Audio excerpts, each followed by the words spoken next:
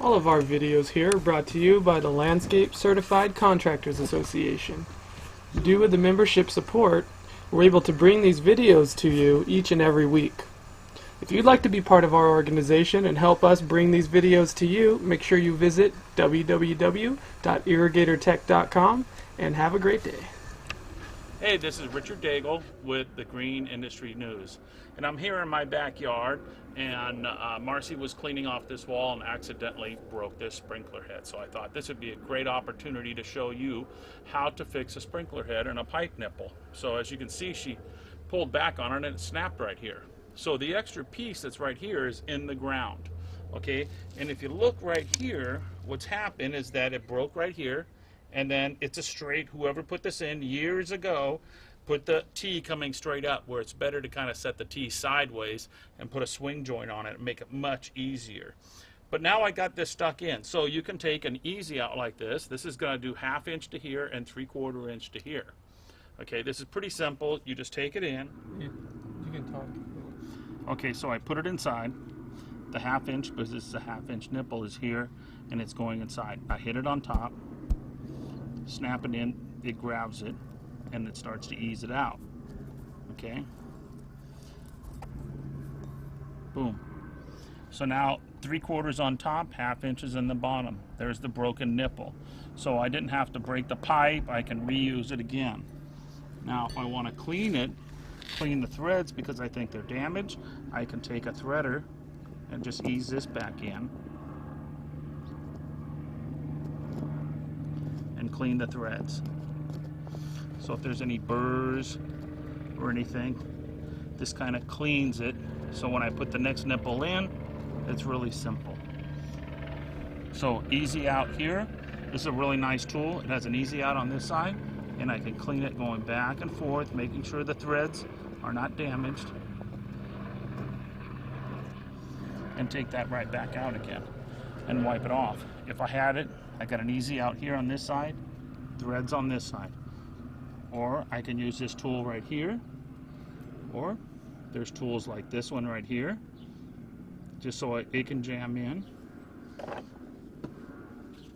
There's one here that's kind of a socket, more expensive, but if you had the nipple inside, you can see it goes all the way inside. It would grab that nipple real deep in the socket, and you could turn that off too. And it's got a long extension, and it just snaps off. If I wanted it to be 3/4, I just snap this on, and this does the 3/4. So it's a very nice tool to have. So you can see if I had this pipe and I needed, this will jam inside.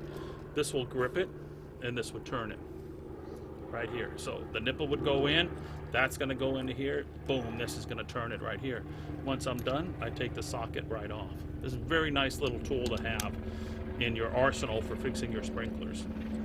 But if you can't find these in your local distributor, you could just use a little standard one. These are, I don't know, 10, 15 bucks. And say you had this would just go inside and grab it too. The reason why I have this one is because this one will do brass, galvanized, everything that I have around my household, and it's a socket. If I wanted to go really deep in the ground, I just pull this off here, and I could put a socket set on it and just wrench it right back out, or get a longer extension and turn it and get it out.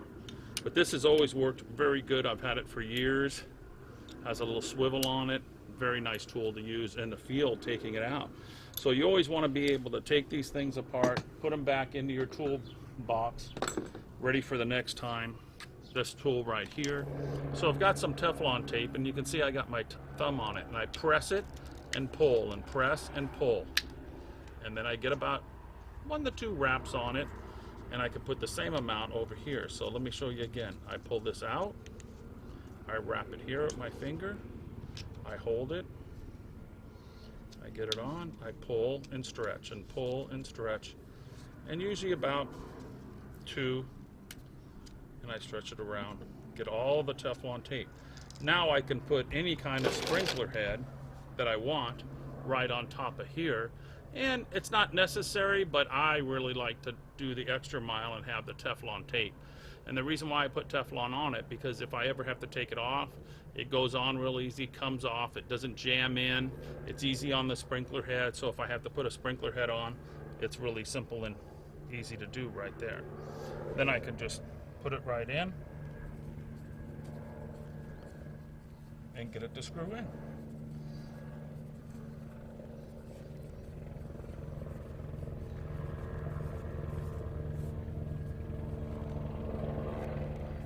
There we go. Now what we've done is take out the old broken nipple that was like this and replaced it with a new nipple.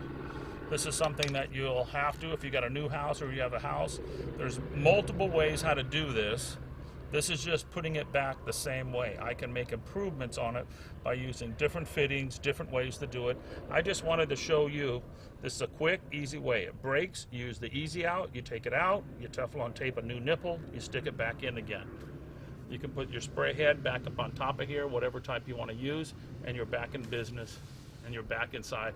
Quick little fix on the weekend. Run down to your local distributor hardware store and pick this up. Get your easy out, take it out, put it back in your toolbox.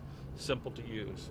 So you want to make sure you've got your easy outs, your little nipple box here with your tray inside of it, all your little extractors, a little bit of Teflon tape, boom, and you got it done. Very simple. Anybody can do this.